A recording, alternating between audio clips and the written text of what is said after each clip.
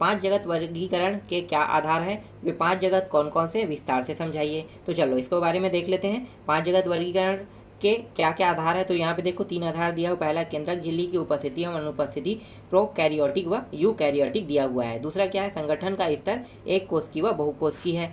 तीसरा है पोषण प्राप्त करने की विधि स्वपोषी व विषमपोषी, यहाँ पे दिया हुआ है। अब पांच जगत वर्गीकरण के जो पांच जगत है उनको भी देख लेते हैं। तो पांच जगत कौन कौन से। पहला है जगत मोनेरा है। तो जगत मोनेरा के बारे में देख लेते हैं, और विस्तार से समझाने के लिए बात का है तो इसलिए थोड़ा सा इसके बारे में जानकारी भी पढ़ लेते हैं। तो जगत मोनेरा देखते हैं। तो मोनेरा क्या है, मोनेरा जगत के अंतर्गत सभी एक कोश की झिल्ली रहित केंद्रक यानी प्रोकैरियोटिक कोशिका वाले जीव आते हैं। दूसरा, इस जगत के जीव स्वपोषी एवं विषमपोषी दोनों होते हैं।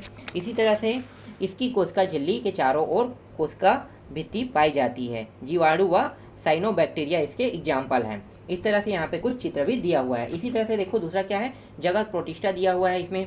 तो जगत प्रोटिस्टा के बारे में भी थोड़ा सा जानकारी पढ़ लेते हैं। प्रोटिस्टा जगत के सभी जीव एक कोश की झिल्ली सहित केंद्रक यानी यूकैरियोटिक कोशिका वाले होते हैं। इस जगत में स्वपोषी और विषमपोषी दोनों ही प्रकार के जीव हो सकते हैं।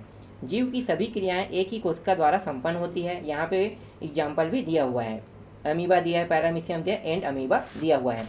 इसी तरह से जगत फंजाई दिया हुआ है, जिसे हम कवक के नाम से जानते हैं।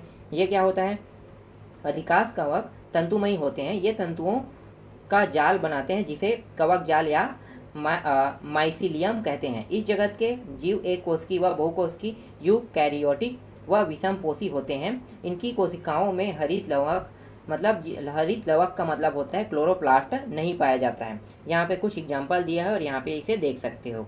चलो आगे देखते हैं। इसके बाद जगत प्लांटी है। जगत प्लांटी को हम पादप के नाम से जानते हैं। तो ये पादप क्या है, तो इसको देख लेते हैं। पादप जगत के सभी जीवों बहुकोशिकी व यूकैरियोटिक कोशिका वाले होते हैं। अधिकांश पौधे की कोशिकाओं में हरित लवक पाया जाता है, जिससे ये पौधे प्रकाश संश्लेषण की क्रिया करके भोज्य पदार्थों का निर्माण करते हैं, अर्थात ये स्वपोषी होते हैं। इनमें सेल्यूलोज की बनी कोशिका भित्ति पाई जाती है। यहाँ पे एग्जाम्पल भी दिया हुआ है। इसी तरह से पांचवा देख लेते हैं। जगत एनिमेलिया दिया हुआ है, जिसे हमें जगत जंतु के नाम से जिसे हम जानते हैं।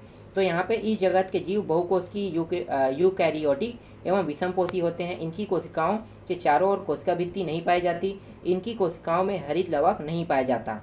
इसी तरह से यहाँ पे इसके एग्जाम्पल भी दिया हुआ है, शेर, मैना, मछली, मनुष्य। इस तरह से कुछ एग्जाम्पल भी दिया हुआ है। तो ये सारे के सारे जितने टॉपिक यहाँ कहा है, जितना मैं बता रहा हूँ वो सारे के सारे आपको याद करना है। चलो दूसरा देखते हैं।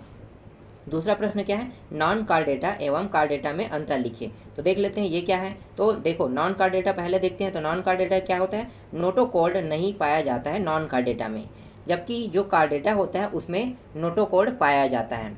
इसके बाद फिर नॉन कार्डेटा देखते हैं। तो केंद्रीय तंत्रिका तंत्र ठोस एवं अधर तल पर होता है, लेकिन कार्डेटा में क्या होता है, केंद्रीय तंत्रिका तल खोखला एवं पृष्ठ तल पर होता है।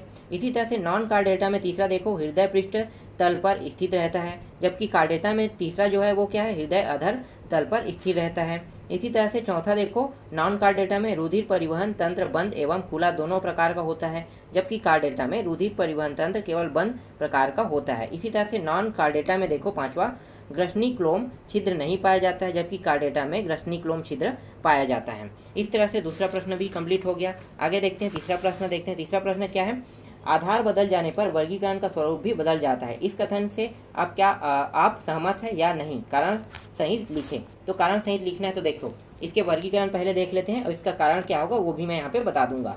तो पहला देखो, केंद्रीय झिल्ली की अनुपस्थिति एवं उपस्थिति, मतलब प्रोकैरियोटिक व यूकैरियोटिक। अब इसके कारण जो है अंदर में दिया हुआ है। यदि जीवों में इस आधार को बदल दिया जाए तो सभी निम्न वर्ग के जीव, उदाहरण जैसे कि क्या दिया हुआ है, सभी एक कोश की, मोनेरा आदि में बहुकोश की एवं विशिष्ट लक्षण वाले हो जाएंगे, तथा यूकैरियोटिक जीवों में प्रारंभिक लक्षण प्रकट हो जाएंगे। इसी तरह से दूसरा देखो, संगठन का स्तर दिया हुआ है। आधार बदल जाने पर जीवों में संगठन का स्तर बदल जाता है। इसी तरह से तीसरा देखो, पोषण प्राप्त करने की विधि दिया है। जीवों में पोषण प्राप्त करने की विधि स्वपोषण एवं परपोषण। यदि आधार बदल जाए तो जीवों का पोषण विधि परिवर्तित हो जाएगी। अतः इस कथन से मैं पूर्णतः सहमत हूँ कि यदि जीवों का आधार बदल जाए तो वर्गीकरण का स्वरूप ही बदल जाएगा। तो इस तरह से प्रश्न क्रमांक 3 भी कंप्लीट हो गया। फिर प्रश्न क्रमांक 4 देख लेते हैं। तो प्रश्न क्रमांक 4 है जिम्नोस्पर्म एवं एंजियोस्पर्म में अंतर बताइए। तो ये क्या है, इसके बारे में देखो। तो ये है, पहला है जिम्नोस्पर्म जो दिया है, इसमें पहला देखो बीजों में बीजावरण नहीं पाया जाता है, जबकि एंजियोस्पर्म में बीजावरण पाया जाता है। जिम्नोस्पर्म में देखो दूसरा, नर एवं मादा प्रजनन अंग शंकु के रूप में पाए जाते हैं, जबकि इसमें क्या क्या है, नर एवं मादा प्रजनन अंग पुमंग एवं जायांग के रूप में पाया जाता है।